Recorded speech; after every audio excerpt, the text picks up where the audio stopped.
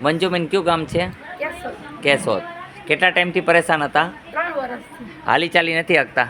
બરોબર.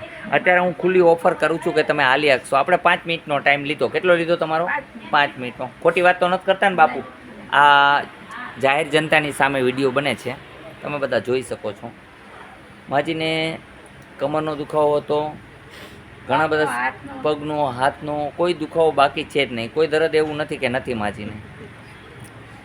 એમના પતિ છે, એમની પુત્રી વહુ છે એટલે દીકરી જ કહેવાય. વહુ એટલે દીકરી જ કહેવાય. એ પણ એમને ખૂબ સેવા કરે છે અને બધાની ઈચ્છા એવી છે કે માજી એના પગભર હાલી શકે, ચાલી શકે તો એને આનંદ આવે. બરાબર છે? ખોટી વાત કરું છું? સાચી વાત છે એકદમ? બરાબર. એટલે આનું કામ એવું છે કે માણસને નિરોગી બનાવવા. આ આદેશ આશ્રમ ચેતન હનુમાન છે. અહીંયા આવવા માટે આટકોટથી ગયણીથી થોરખાણ રોડ ઉપર આદેશ આશ્રમ આવેલો છે. અહીંનો સમય છે સવારે 9 થી 12, સાંજે 4 થી 6. નિયમનું પાલન કરે ને જે પ્રમાણે ખાવાનું કહું એ પ્રમાણે ખાય અને જી પીવાનું કહું એ પીવે તો કોઈ દિવસ માણસ દુઃખી થતા નથી. આવું કામ હનુમાનજી મહારાજનું છે. હવે હાલવા દો બેનને એટલે આપણે જોઈ શકીએ. ચાલો બેન, ઓલી બાજુ ફેરવી દો અને બેન હાલવા જોઈએ એને મેળે. હા, ધીમે ધીમે બેનને હલાવો. અને અત્યારે હમણાં આપણે હાવ કમરનો દર્દ જવા દેશો. હાલો જોઈ બેન, બિલકુલ એ ડર વગર હાલો. ડર રાખશો તો નહીં હાલી શકો. મંજુબેન હાલો, હનુમાનજીનું નામ લઈને મંડો હાલવા.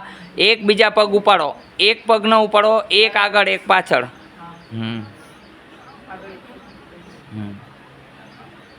તમે બધા જોઈ શકો છો. આ રિયલ સત્ય છે, ખોટું છે? તમે બોલી તો શકો છો. આ સાચું છે, ખોટું છે? બરોબર છે. આ બેન આવ્યા ત્યારે એને ખુરશીમાં લઈને આવ્યા. અત્યારે બેન શું કરે છે? હાલે છે? બરોબર છે. ખોટું તો નથી ને?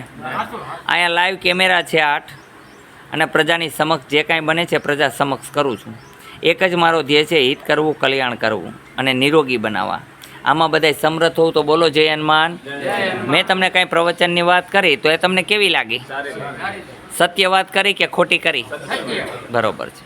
જય હિન્દ, જય ભારત. આદેશ ગોરખનાથજી.